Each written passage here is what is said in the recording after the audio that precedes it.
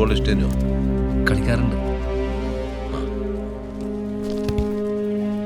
ഇത് കണ്ടാ മാഷേ, ലാഹോറിലെ യുവജന സഖാക്കള് ഡൽഹി മാർച്ച് ഫോട്ടോ നോക്ക്. എനിക്കെന്താടാ ഇത്ര പുച്ഛം? അതല്ല, ലാത്തി കണ്ടിട്ട് മുട്ടടിച്ചിട്ട് ഓടുന്ന ഓട്ടം കണ്ട. അല്ലെങ്കിൽ തന്നെ ഇന്നത്തെ ഏത് ചെറുപ്പക്കാർക്കാ സമരവീരി ഉള്ളത്? ഇന്നത്തെ യുവജന സമരങ്ങളെല്ലാം കണ്ണിൽ പൊടിയിടാനുള്ളതല്ലേ? സ്വയം പ്രൊമോട്ട് ചെയ്യാനല്ലേ അവർക്ക് താല്പര്യമുള്ളൂ. അതെന്ത് വർത്താനാ മാഷേ? ജീവൻ രക്ഷിക്കാൻ വേണ്ടി ചിലപ്പോൾ ഓടേണ്ടിയൊക്കെ വരും. ആര് ഭരിച്ചാലും പോലീസ് പോലീസാണേ. നമ്മുടെ അനുഭവം തന്നെ നോക്കിയാൽ പോരെ. മുകുന്ദ സാഹവനെ ആക്രമിച്ച കേസിൽ ഇന്നേ വരെ ആരെ അറസ്റ്റ് ചെയ്തിട്ടില്ല. ആരാ ഭരിക്കുന്നേ? നമ്മൾ. അതോ ഭരണം മാറിയോ? പിന്നെ മാഷിനെ പോലുള്ളവർക്ക് സുരക്ഷിത സ്ഥാനങ്ങളിലിരുന്ന് സമരങ്ങൾ ആഹ്വാനം ചെയ്യാം, എന്നിട്ട് പോലീസിനെ മുന്നിൽ നിന്ന് നേരിടണമെന്നൊക്കെ പറയാം. പിന്നെ മാഷേ, നേതാക്കള് ആഹ്വാനം ചെയ്യാൻ മാത്രമുള്ളവരാവരുത്.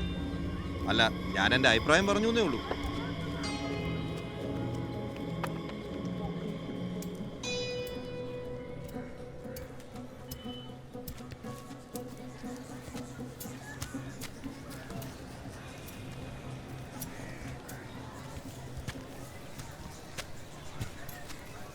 സഖാവേ,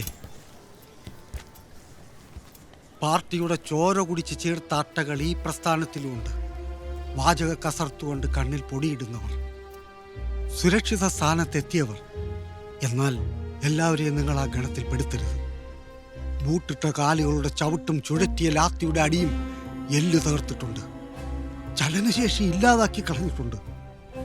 ഒന്നിനു വേണ്ടിയല്ലെങ്കിലും തിരിച്ചു വന്നത് ഈ കൊടിയുടെ ചുവപ്പ് ഉള്ളിൽ ചേർന്നു പോയത് കൊണ്ടാണ്, അറുത്തു മാറ്റാൻ കഴിയാത്തത് കൊണ്ട്. ജീവിക്കുന്നവരിലും ഉണ്ട് സഖാവേ രക്തസാക്ഷികൾ. നിങ്ങളെപ്പോലുള്ളവർ അത് കണ്ണു തുറന്ന് കാണണമെന്ന് മാത്രം. എന്നെപ്പോലുള്ളവരുടെ ചോരയും നീരും കൊണ്ട് നടത്തിയ സമരങ്ങളുടെ ഉത്തരമാണോ ഇന്നത്തെ ഈ പാർട്ടി. നമുക്ക് മുൻപും ചരിത്രങ്ങളുണ്ടായിരുന്നു. നാളെ നമുക്ക് ശേഷവും അതുണ്ടാവും. മറക്കരുത്, മറന്നു പോകരുത്.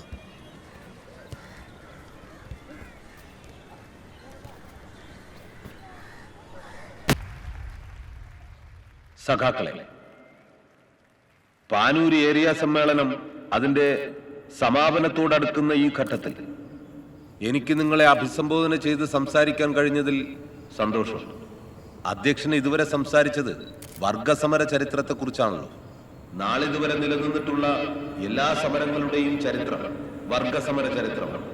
സ്വതന്ത്രനും അടിമയും, പ്രഭുക്കളും പ്രജകളും, ജന്മിയും അടിയാനും, ഗിൽഡ് മാസ്റ്ററും വേലക്കാരനും, ചുരുക്കി പറഞ്ഞാൽ മർദ്ദകനും മർദ്ദിതനും തീരാവൈരികളായി നിലകൊള്ളുകയും ചിലപ്പോൾ ഒളിഞ്ഞും ചിലപ്പോൾ തെളിഞ്ഞും ഇടതടവില്ലാതെ പോരാട്ടം നടത്തുകയും ചെയ്യും.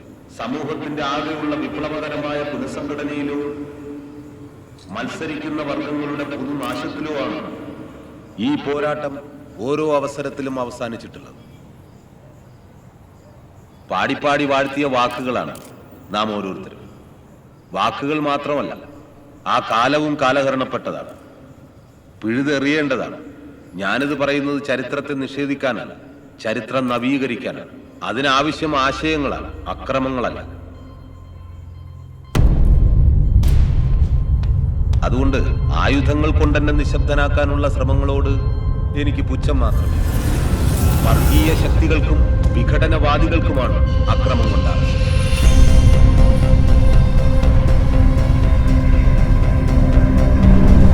നിങ്ങൾക്കറിയാലോ, അങ്ങനെ പിപ്പിടി കാട്ടിയാലെന്നും ഭയന്നു പോകുന്നവരല്ല ഞങ്ങൾ കമ്മ്യൂണിസ്റ്റുകാർ. എന്നെ തിരിച്ചു കൊണ്ടുവന്ന് നിങ്ങളെ സാക്ഷി നിർത്തി ഞാൻ പറയുന്നു, ഒരു മുകുന്ദൻ വീണാലും 1000 മുകുന്ദന്മാരെ ഈ പ്രസ്ഥാനം നിങ്ങൾക്ക് മുന്നിൽ കൊണ്ട് നിർത്തിട്ട് കരുതിയിരുന്നു. ഒന്നും മറന്നിട്ടില്ലല്ലോ. ഞങ്ങളും അങ്ങനെ മറക്കുന്നവരല്ല. ചോരച്ചാലുകൾ പലതും നീന്തി കയറിയവരാണ് നമ്മൾ. നിങ്ങൾ വർഗീയ ഫാസിസ്റ്റുകാർ.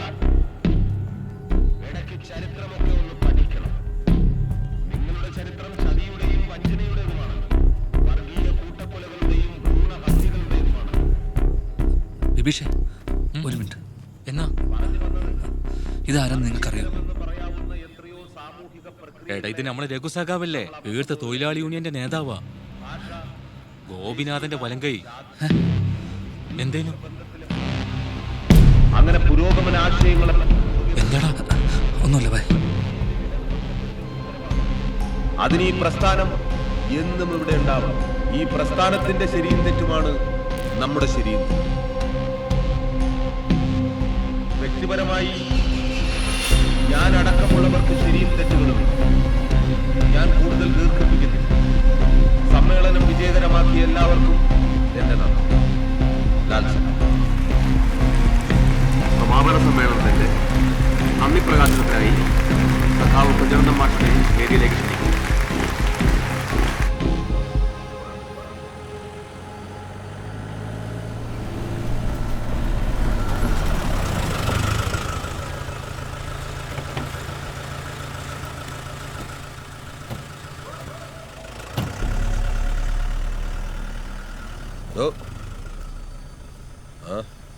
ഒരുപാട് ലേറ്റായല്ലേ? ഫിറോസ് ഉണ്ടാക്കും. ഇപ്പൊ നാളെ കാണാം. അല്ല സർ, സർ സ്റ്റേഷനിൽ വിളിച്ചിരുന്നു. 24 hours കൂടെ ഉണ്ടാവണമെന്ന് പറഞ്ഞു. Full time duty. പിന്നെ ഇലക്ഷൻ കൂടെ വരുന്നതുകൊണ്ട് പ്രത്യേക അലേർട്ട് ആവണമെന്നൊരു മെസ്സേജും ഉണ്ട്.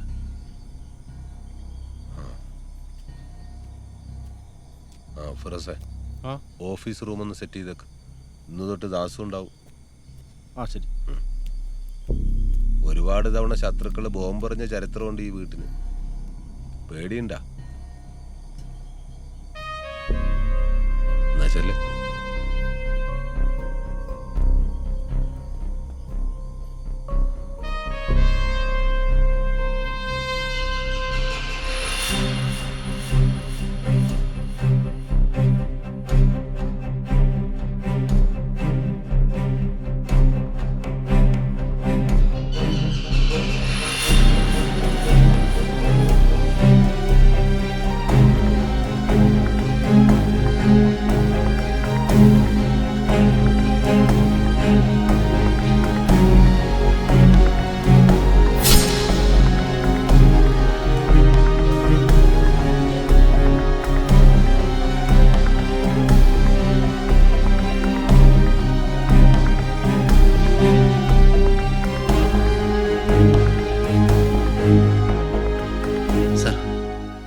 കാര്യം ചോദിച്ചോട്ടെ?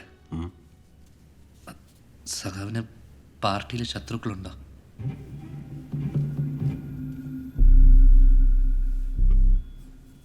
ഒരാൾ ഒരു യഥാർത്ഥ സഖാവാകുന്നത് എപ്പോഴാന്ന് ദാസൻ അറിയൂ. അയാൾ അയാളുടെ ജീവിതത്തെക്കാൾ ഉപരി മറ്റൊരുവന്റെ കഷ്ടപ്പാടിനെ കുറിച്ച് ചിന്തിക്കുമ്പോഴാണ്, സഹായിക്കുമ്പോഴാണ്. അത്തരം സഖാക്കൾ ചേർന്നതാണ് ഈ പാർട്ടി. അതുകൊണ്ട് ഇത്തരം ചോദ്യങ്ങൾ ഞാൻ ഇഷ്ടപ്പെടുന്നില്ല ആരിൽ നിന്നും.